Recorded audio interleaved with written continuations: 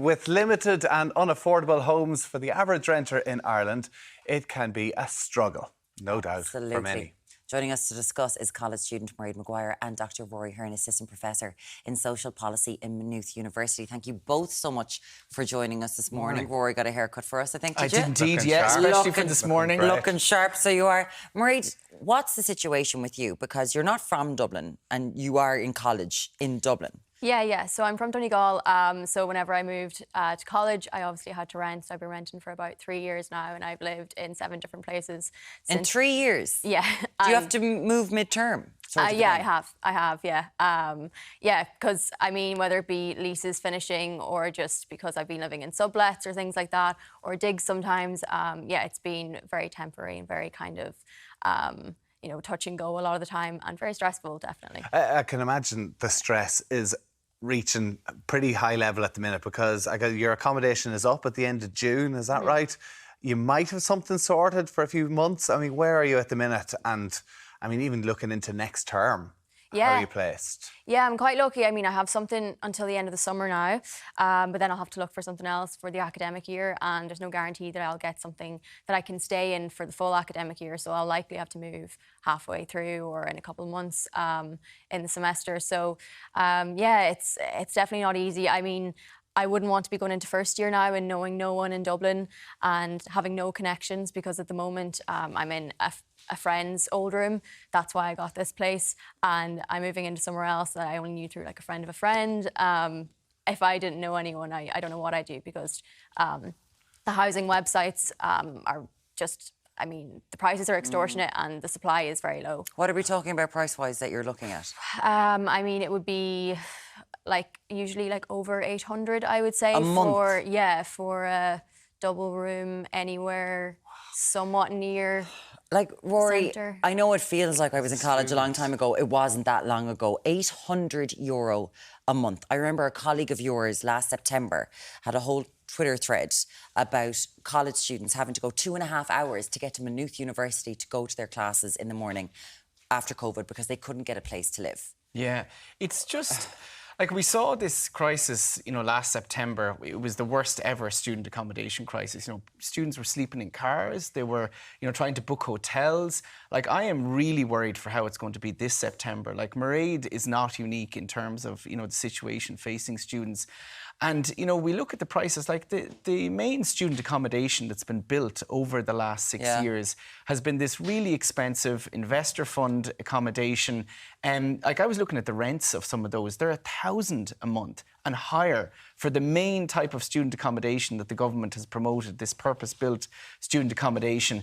And you look at the rents, and of course the problem is as well, people are living longer in the rental market. In the past, students were able to get rental accommodation because people lived for a while in the rental sector, then they bought. Since 2008, the last 14 years, we have a generation who've been abandoned to the rental sector. They can't buy a home, so they're living longer. So there's no places for students who would have got accommodation before to go to. And so they're literally in these situations of multiple short-term leases. How's a student supposed to pay $700-800 a month? That's... But they're competing with people who are work professionals. Yeah, exactly. They're trying They to compete buy. with them, and they're most likely also, we know, from been pushed into lower standard accommodation, issues of mould, exploitation by landlords as well, we know is happening as well. There's a real, problem, and I says I'm really worried for what's going to be like this September coming. You have come on here and screamed this till you're blue in the face. And you're not the only one. We saw Michael D. Higgins last week not calling the housing crisis is a disaster. The great, great failure of this time. Yeah. So the government know this. And we've asked, do we not just need to start really banging heads together? Housing for all, these things, they say they're working, but they're obviously not. Well, you see, the problem is, the President was absolutely right. It is a social disaster. I've called it a humanitarian catastrophe, but it's been building for a decade, you know. The likes of Mairead and her generation were essentially sacrificed for the banks, to recover the property prices, NAMA, landlords, investor funds. The property market was rebooted. They allowed rents rise to this point now, essentially to try and make the rental sector attractive attractive for investors. That's what it was about, not making homes. So I think rents have to be reduced, Holly. It's straight up. They can't, in Berlin, they started a process where they reduced rents each year by 5%. Yeah. And I think that's where we need to go, reducing rents each year. Rent controls. Rent control, because at the moment, because there was a talk about a rent freeze. There was still proposals. It hasn't been moved. Yeah. Even in terms of security of tenure, the government says they've introduced security of tenure for tenants, but you can still allow. There's now these tenancies of unlimited duration, which is great, but they're only for new tenancies that come in. Yeah. And also, a landlord can still evict a tenant if they're selling the property, if they want to move a family member in.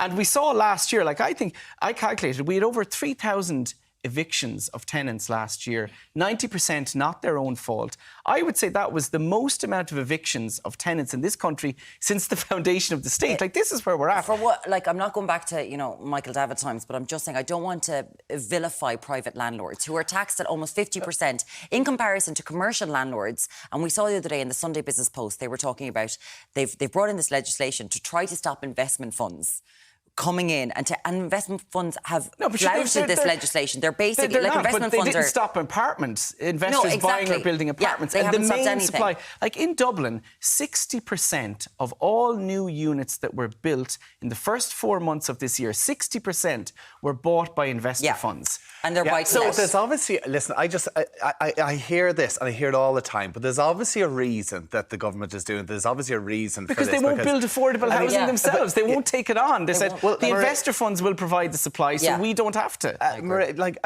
What is this for you on the ground, even with your friends? You're trying to go to college. You're seeing students all the time. How stressful for your parents. and how difficult is it to take away from your college course when you're wondering where I'm going to sleep tonight? Yeah, definitely. I know coming up to every summer, I'm always thinking, how can I make enough money to sustain me for the next year? And obviously, in final year, I will have to work, which is totally fine. But it will be very much, it will be out of necessity. And I don't think it will be enough, honestly. I am hearing of more students having to take out loans, which, isn't obviously unusual in other countries, but I don't necessarily think it should be a race to the bottom. And, of course, we have the highest fees in Europe as well. Yeah. Really, there's nothing easy about being in college now. I couldn't agree more, because the fact is that you're sitting there going, OK, well, I've got to find the money to pay for this, and family are sitting there going, well, how are we going to pay for this? And it's not like students aren't working hard enough. This whole, students work as well. 0896 111 111. We'd love to hear from you today. If you've got kids who are going into college, who are there, what's the story if you're a student yourself? Because is it something now that is distracting for an awful lot of students? Because I can't imagine when I was in college going, well, I'm going to have to move in 3 months' time at the end of the first semester. It just seems bonkers. Yeah, it definitely disrupts your college year and definitely impacts on your studies. Now, I think it's fair enough that there has been a lot more new developments of specific student accommodation in the past few years, but it's luxurious accommodation. It's not what normal students want. It's geared more towards maybe wealthier international students, which is fine. They need somewhere to live too, but I'm just not going to pay an extra $300 a month to have a cinema room that I don't. You don't need to look like you live in New York. Yeah. Rory, just quickly before we have to go here, what advice? So for students who are hopefully coming into first year next year, obviously they're not going to know because they don't know when they're going to get. We don't know when they're getting their CEO results yet. But if they're hopeful they're going to move to Dublin, any quick advice for what people and parents can do? It's so difficult. I think, again, try and put it out there, put it up on social media that you're looking for somewhere. People do. We are hearing that, some landlords, people who have homes, they are willing to rent stuff out, when they know people. It's trying to use whatever networks, what connections you can. That's really it. And go to, Threshold is there as well for renters' advice. The RTB is there. There's a new tenants union set up called CATU. I think people need to make noise about this as well. We shouldn't accept this. This is not right. But we did see last year that there was issues with students and sex for rent. This is where we are. This is where it's at. This is where it goes when you leave it to this situation. Absolutely. I couldn't agree more. Mairead Maguire, thank you so much. And Dr Rory Hearne, we really do appreciate it.